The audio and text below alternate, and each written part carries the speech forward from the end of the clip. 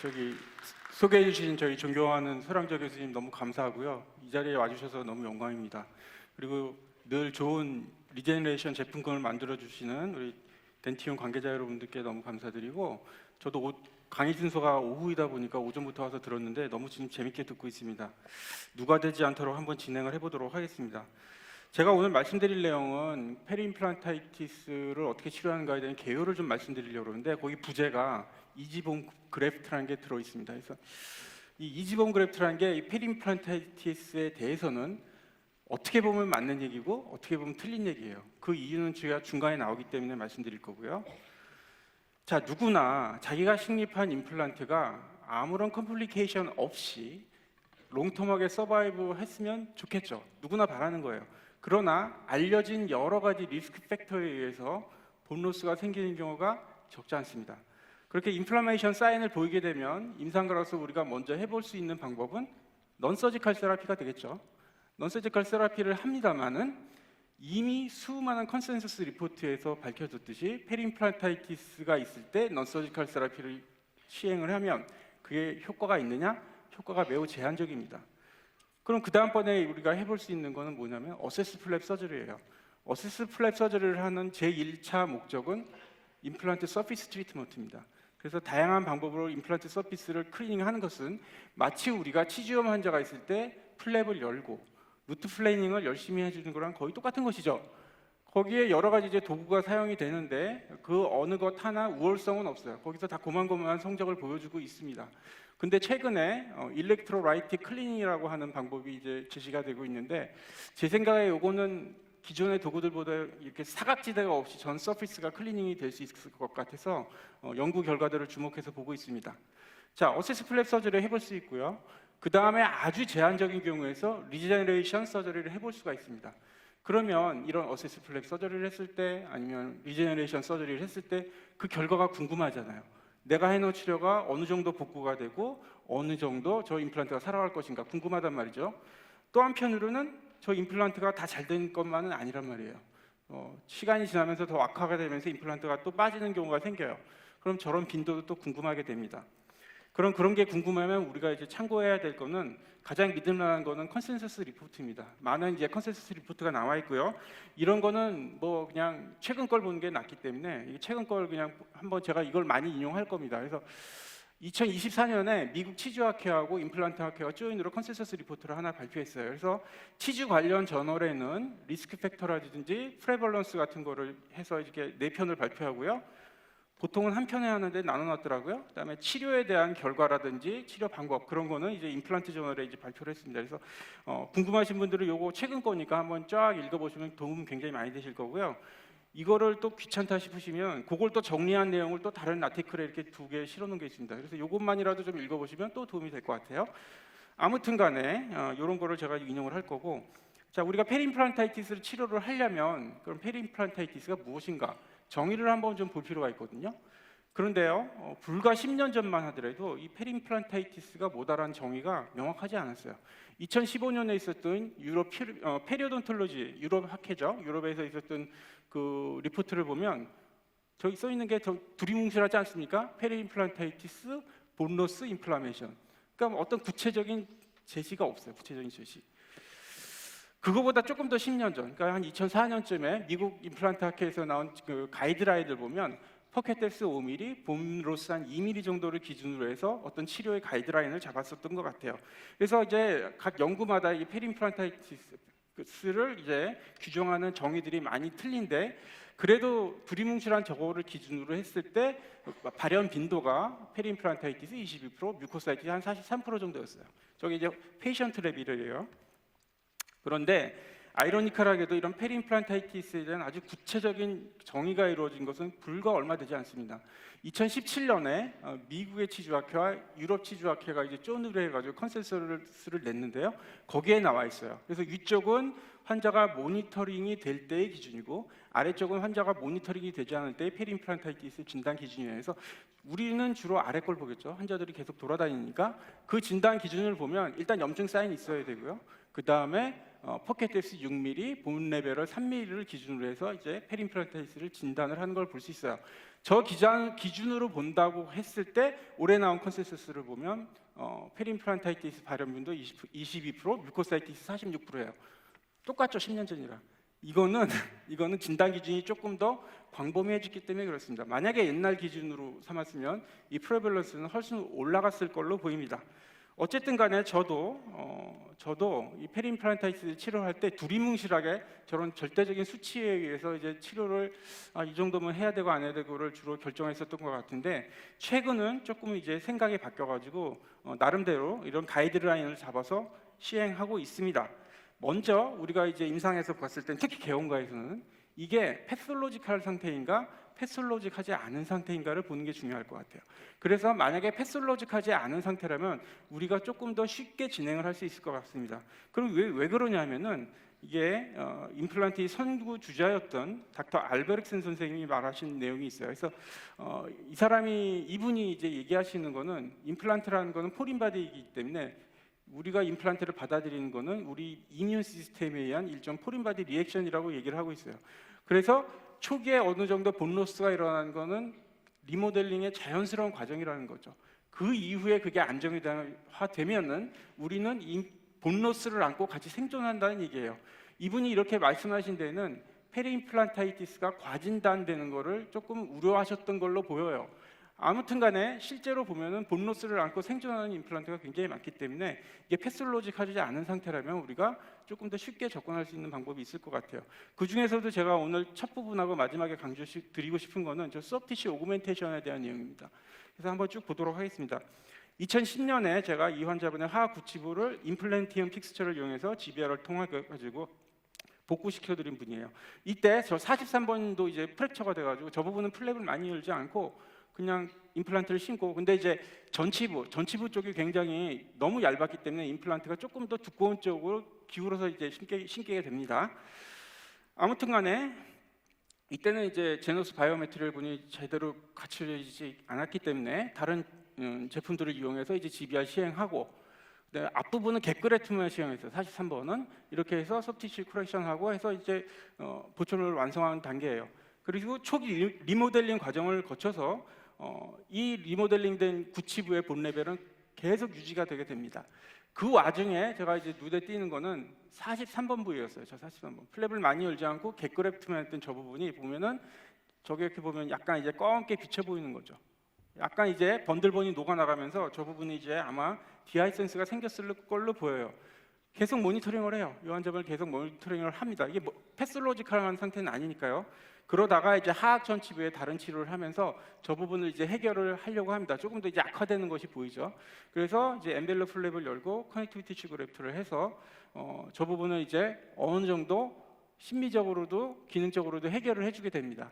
그래서 지금 구치부는 한 15년 정도 된 거고, 리모델링 상태에서 이제 저 상태로 계속 유지가 되고 있고요. 저 43번 부위는 지금 한 소프티시 커렉션을 한 지 한 5년 정도 됐습니다. 그래서 이런 식으로 접근하면 비교적 우리가 좀 쉽게 접근할 수 있는 찬스가 있을 것 같아요. 제가 개원과에 있다 보니 이게 이런 거를 많이 할 수 있는 찬스가 사실은 없습니다. 조그맣게 개원을 하고 있기 때문에 좀 그게 아쉽긴 한데, 근데 이 환자분도 보면은 저 17번하고 26번에 사이너스 그래프트를 하고 이제 하는 임플란트 식립하는 과정에 저 13번 임플란트를 좀 해결을 해주기로 했어요. 이 환자분은 굉장히 젊은 환자거든요. 그래서 이제 어렸을 때 저 임플란트를 했기 때문에 앞골의 이제 성장 과정에 따라서 임플란트가 상대적으로 바깥쪽으로 나간 걸로 보입니다. 디하이센스 있겠죠. 약간의 인플라메이션이 있을 걸로 보이지만 저거는 이제 패솔로지컬한 상태는 아니기 때문에 환자가 이제 눈에 거슬리는 부분을 조금 같이 해결해 드리기로 합니다. 물론 컨센서스 리포트에서는 임플란트는 넘바이탈한 티슈이기 때문에 저런 매트릭스보다는 오토지니어스 티슈를 쓰고, 제가 했던 방식보다는 코로날리 포지션드 플랩을 하고 디에피셀라이드 커넥티비티 티슈를 쓰는 게 컨센서스에서는 가장 좋은 방법으로 이미 평가가 나와 있어요. 하지만 저는 그냥 조금 이제 모비디티를 줄이기 위해서 이제 엔벨롭 플랩을 했던 거고요. 이렇게 해주면은 그래도 이게 임플란트가 워낙 좀 바깥쪽으로 상대적으로 튀어나간 것처럼 됐기 때문에 완전한 커버리지는 되지 않더라도 그래도 환자분이 어느 정도 어셉트할 정도의 수준까지는 이제 회복이 되는 것 같습니다. 그렇게 해서 우리가 이제 non 패솔로지컬한 상태에서는 비교적 그래도 간단하게 진행을 해볼 수가 있어요. 그런데 이제 패솔로지컬한 상태가 돼버리면 이제 좀 어려운 거죠. 그 중에서도 본로스가 이제 50% 이상 진행이 되면 우리는 이제 임플란트를 제거할 거를 고려해봐야 돼요. 적극적으로. 그리고 나서 컨벤셔널 트리트먼트, 즉 저기다 RPD를 할 것인지 아니면 픽스드 브릿지를 할 것인지 그런 거 생각해봐야 되고요. 아니면 다시 적극적으로 리컨스트럭션 서저리를 한 다음에 임플란트를 심을 것인지 결정을 해야 되겠죠. 저 50%라는 기준은 어떤 문헌적 근거가 있는 건 아니에요. 몇몇 리포트에서 한 50% 이상 되면은 임플란트를 빼는 게 정당화될 수 있지 않을까 하는 거를 이번 컨센서스 리포트에서도 그대로 인용한 것으로 보여요. 재밌는 거는 예전에 어떤 뭐 리뷰 아티클이나 그런 걸 보면은 페림플란타이티스 치료한다. 그럼 저런 어세스 플랩 서저리, 리컨스트럭티브 서저리 장황하게 설명해주고 마지막 부분에 임플란트 리무발에 대한 내용이 많지 않은 부분을 이제 할애를 하고 있었는데 요즘 나오는 리포트들은 그렇지 않아요.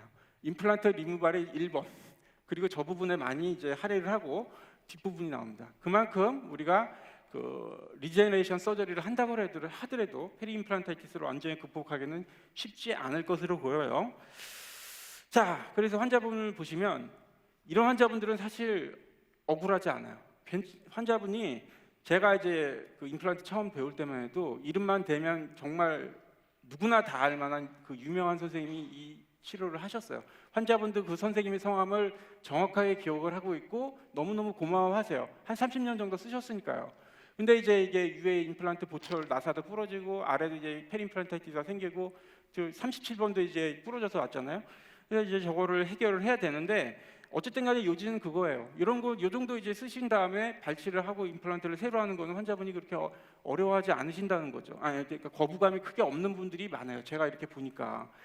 근데 어쨌든 37번 제가 이제 빼고 나면 그 다른 데서 이 환자분이 설명 들으신 것처럼 뭐 신경 넘니스 얘기를 좀 들으셔가지고 저거는 뭐 그냥 저도 마찬가지입니다. 빼면 넘니스 올 수 있습니다. 이렇게 얘기했는데 환자분이 지금 놔둬달라고 그렇게 얘기해가지고 나머지만 뽑고 ARP 개념에 ARP 개념에 GBR 하게 됩니다. 제가 이걸 했던 이유는 지금 보시면 이제 멘탈 러브가 있잖아요. 그래서 1mm가 좀 아쉬워요. 1mm가. 그래서 그럴 때는 조금이라도 오그멘테이션을 해서 본을 좀 지키려고 하는 경우들이 많습니다.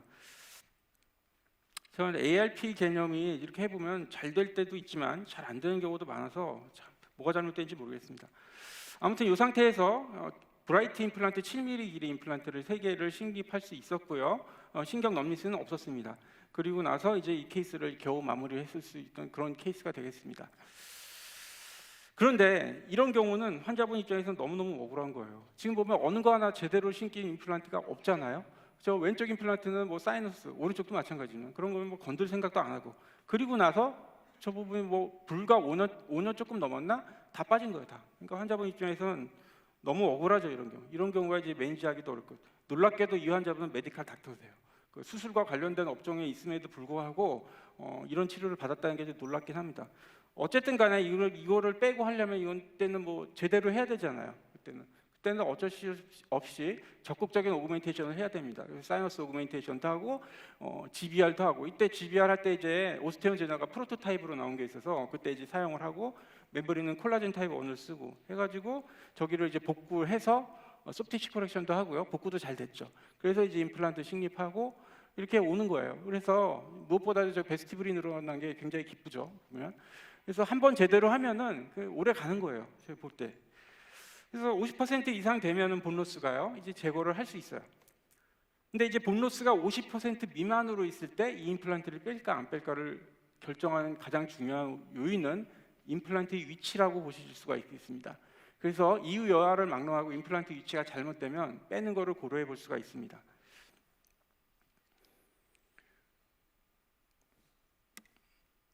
자, 이 케이스 한번 이건 제가 여러 번 보여드렸던 케이스인데 이 환자분도 저거 보철 들어간 지 불과 몇 년 안 됐습니다.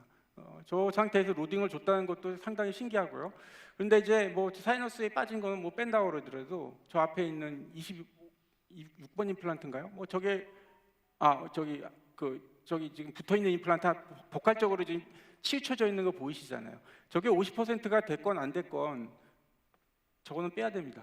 위치가 안 좋기 때문에 리제네레이션 서저리에도 반응을 하지 않을 거예요.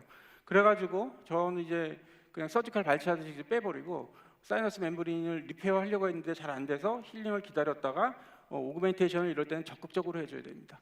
그래서 제가 가장 좋아하는 매트리얼을 사용해서 이제 GBR을 한 다음에 어느 정도 리치가 이제 복원이 되면 거기 이제 임플란트를 식립하는 이런 전략으로 갈 수밖에 없는 거예요. 그래서 처음에 잘 심었으면 이런 일이 없었을 텐데 이런 문제가 생기는 거죠.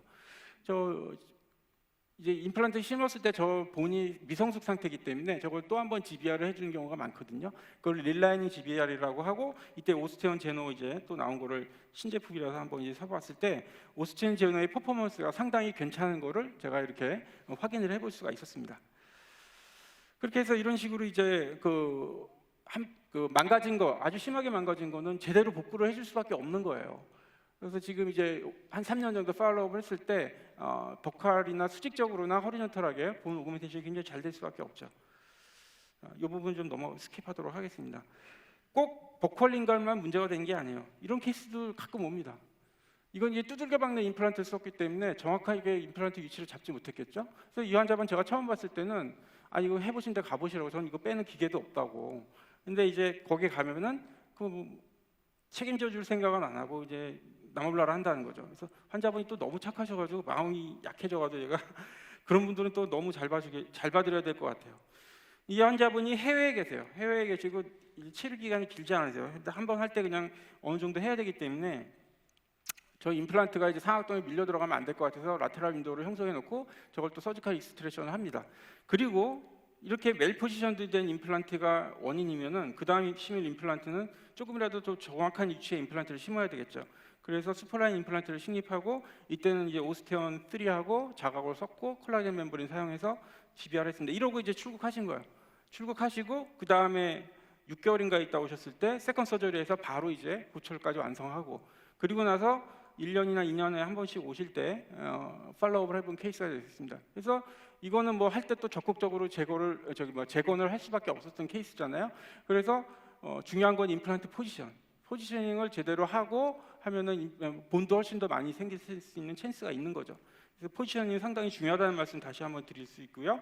그 다음에 본로스가 이제 50% 미만이고, 그리고 페리임플란타이티스의 조건을 충족하는 3mm 이상의 본로스가 있으면 우리는 그래도 의사의 그 명예를 걸고 저거를 세이브해서 어떻게 치료를 해볼까 하는 생각을 해볼 수가 있는 거예요.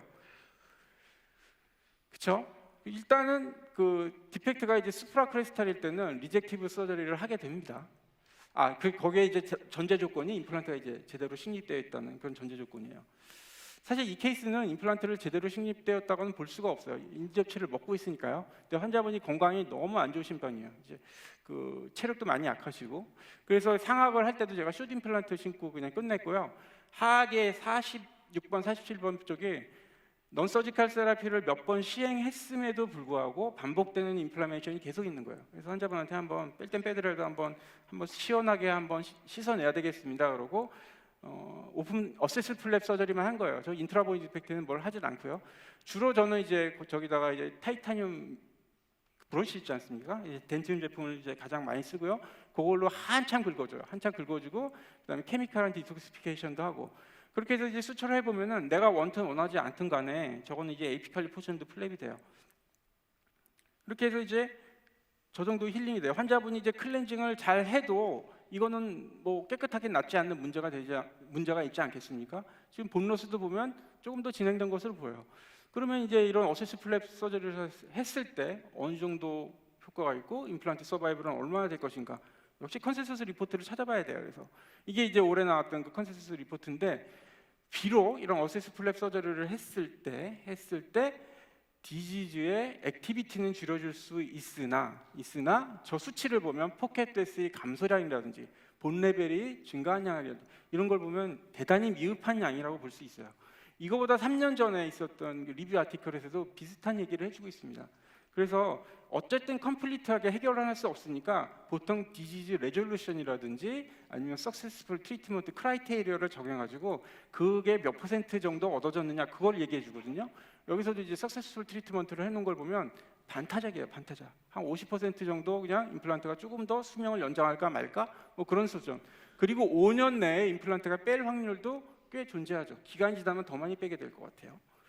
그래서 케이스 하나만 좀 더 보도록 하겠습니다. 이 환자분도 강남에서 굉장히 선전 많이 하는 치과에 갔더니 망가지는 자연치아는 치료를 안 해주고 임플란트는 자꾸 빠지는데 적극적으로 씹어먹지만 말라 그러고, 왼쪽에 보면은 페리임플란타이티스가 심하게 생긴 걸 보시죠. 저기 잔존 세면이 있죠. 그래서 사실은 제가 이걸 어세스 플랩 서저리를 했습니다. 제가 이제 간단한 수술은 사진을 잘 못 찍어 놓은 게 많더라고요. 그래서 열고 저 세면은 다 제거하고요. 그 다음에 환자분이 이제 생활을 해야 되니까 교정 치료를 해가지고 치아 공간을 좀 만들어주고, 저 12번 임플란트 다시 세멘테이션 할 때는 플랩 살짝 열고 붙였어요. 저게 이제 세멘테이션이 잘 되게 하기 위해서. 그렇게 해서 이제 마무리를 했던 케이스고요. 지금 이제 치료가 이제 끝난 시점이니까 교정까지 끝났을까 한 1년쯤 됐겠죠. 본 레벨은 크게 개선이 없어요. 저분 세멘을 제거했지만. 그리고 한 3년 정도 팔로우업을 보면 본 레벨은 어세스 플랩 서저리를 해서 그런지 더 나빠지지는 않는 것처럼 보여요. 그러나 뮤코자만 존재하고 케라티나이트, 그러니까 어태치 티슈가 없으니까 저 부분이 항상 무법을 하겠죠. 인플라메이션은 조금씩 계속 남아 있습니다. 그러다가 얼마 전에 이제 그 26번 엔도하러 오셔서 이렇게 보면은 저 상태예요. 지금 보면은 오히려 앞에 쪽에 이제 본이 좀 많이 녹아나간 걸 볼 수가 있습니다.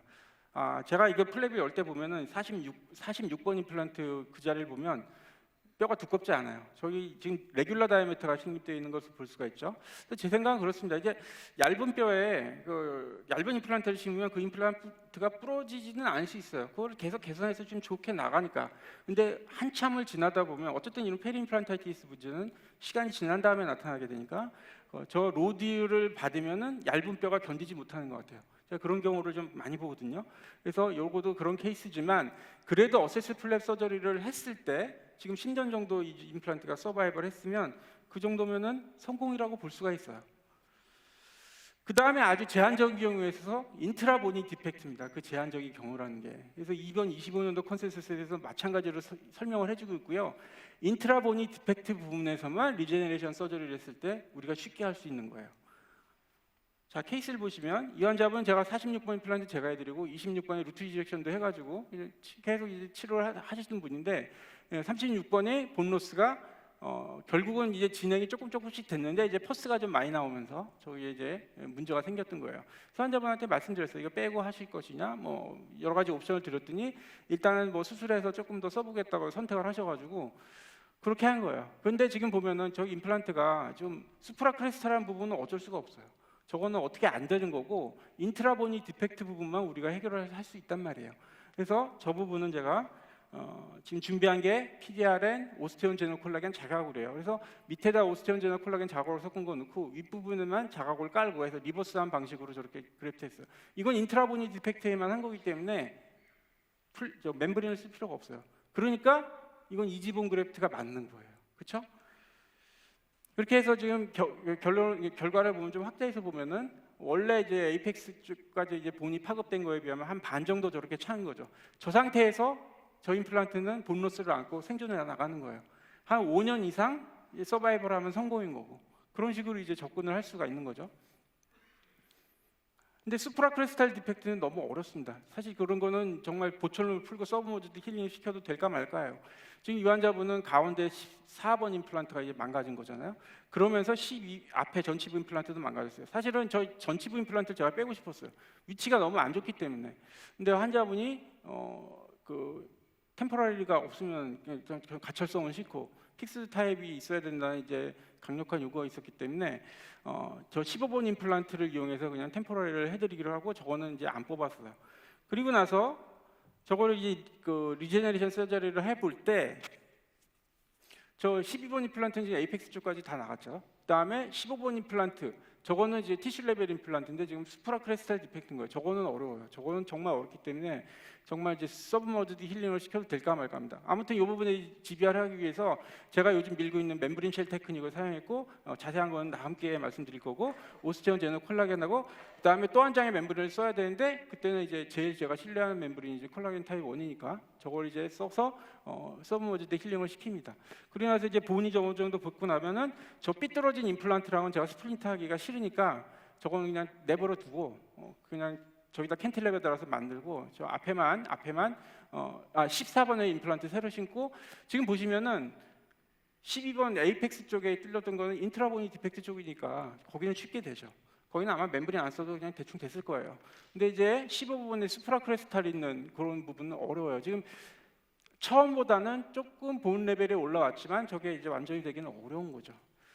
그래서 저 부분에 이제 임플란트 하나 신고 소프티쉬 커렉션도 해주고 해서 어쨌든 간에 케이스를 마무리했습니다. 그래서 이 파노라마는 좀 진하게 보여서 잘 안 보이는데 CT 찍어보면은 저 12번 쪽에 본 로스도 어느 정도 해결이 된 것으로 보입니다. 자, 그럼 이 리제너레이션 서저리 열심히 했어요. 이 결과가 좋아야 되잖아요. 마음 같아서는. 그 결과가 어떨까요? 자, 역시 컨센서스에서 보면은 인트라보니 디펙트에만 하라고 얘기를 해주고 있고, 근데 생각보다 이게 결과가 좋지 않습니다. 그래서 역시 3년 전에 있었던 이 리포트에서 똑같은 얘기를 해주고 있었어요. 여기서 지금 어세스 플랫 서저리와 리제너레이션 서저리의 결과가 이제 크게 차이가 나지 않는 것은 이 3년 전에는 수프라크레스탈 디펙트도 다 포함했기 때문에 그렇고요. 이 수치를 보면은 석세스풀 트라이트먼트가 된 경우가 역시 한 반타작 정도고 그 5년 내에 또 임플란트가 빠질 확률이 오히려 어세스 플랫 서저리보다 더 높아요. 그러니까 생각보다 우리가 기대치만큼 하기가 어려운 거예요. 근데 얘네들은 이런 리뷰 아티클들은 사실은 그 롱텀 스터디는 별로 없기 때문에 짧은 쇼텀 스터디를 포함하거든요. 이 롱텀 스터디를 몇 개 없습니다. 위에 두 개는 리제너레이션 세라피, 아래는 리젝티브 서저리의 10년 이상 팔로우업 결과를 보더라도 결과가 그렇게 좋지 않습니다. 생각보다. 그래서 이제 마지막으로 소개시켜 드릴 것은 이게 아무래도 리제너레이션 하는 건 한계가 있으니 소프티쉬 커렉션을 통해서 환자가 메인테인 할 수 있는 환경을 적극적으로 좀 만들어주면 이게 어떻게 보면 복잡한 리제너레이션 서저리 하는 것보다는 조금 나아질 수 있지 않을까 하는 생각이 들고요. 요즘 이런 리포트들이 아주 많이 나오고 있습니다. 그래서 제가 요거 나오는 것마다 족족족족 모아서 살펴보고 있어요. 이 환자분도 노령의 할머니신데 젊었을 땐 괜찮았을 거예요. 근데 지금 구치부에 보면은 완전히 볼이 임플란트 크리스탈에 딱 붙어 있잖아요. 양치가 안 돼서 나이가 어릴 때는 모르는데 이제 올라가실수록 저 부분 양치가 안 되시는 거죠. 그래서 제가 다른 부위 치료를 계속 해드리면서 할머니 여기 언젠가 한번 조금 수술을 하셔야 돼요. 조금 힘드실 거예요. 이제 교육을 좀 시켜드리고 그 다음에 정말 거짓말 안 하고 한 달에 한 번씩 부었어요. 그리고 나서 저 부분에 이제 베스티뷸러 플라스티를 하게 됩니다. 근데 이 부분은 이런 거는 너무 어렵습니다. 이게 너무 볼 쪽에 볼이 이제 딱 붙어 있으면 저기를 이제 다이섹션해서 나가기가 어렵습니다. 사실 풀시크니스를 뚫려고 해도 저희가 그렇게 확 늘어나질 않아요. 그래서 오토지니어스 티스를 굉장히 두껍게 따서 해가지고 겨우겨우 공간을 저렇게 만들었어요. 위하고 아래하고 보시면 이렇게 비교가 되죠. 그리고 나니까 겨우 이제 환자분이 클렌징이 되는 거예요. 요거 하고 나서 그 다음부터 정말 거짓말같이 안 부어요. 근데 지금 현재 한 7년 정도 팔로우업이 됐는데 그 중에 한 번 이제 부어오신 게 스크루 루즈닝 돼서 한 번 부어오시고 그리고 최근에 한 번 저 14번 쪽에 뮤코자 만나면 저 부분에 인펙션 돼서 한 번 오시고 그래서 끌고 가는 거예요. 지금 보면. 그래서 지금 한 7년 정도 됐습니다. 비록 지금 본 레벨은 조금 더 내려간 것 같긴 합니다만 그래도 이거는 뭐 리제너레이션 서저리 없이 소프티쉬 커렉션만으로 이런 식의 결과를 얻을 수 있다면 전 다행으로 생각을 해요. 그래서 이것도 비슷한 케이스인데 시간 관계상 마지막 케이스는 한 1분밖에 안 남았기 때문에 넘어가도록 하겠습니다. 그래서 제가 요즘 이런 소프티쉬 커렉션을 좀 쉽게 해보려면 아무래도 이제 오토지니어스 티슈가 가장 좋은 효과를 내는 건 맞는데 오전에 많은 선생님들이 말씀해 주신 콜라겐 매트릭스 같은 거 이제 써보고 있고요.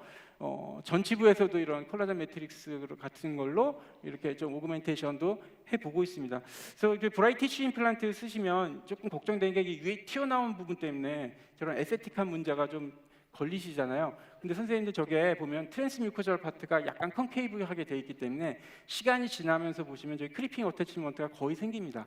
그래서 너무 크게 걱정 안 하셔도 될 것 같아요. 자, 시간 다 돼서 이제 결론입니다.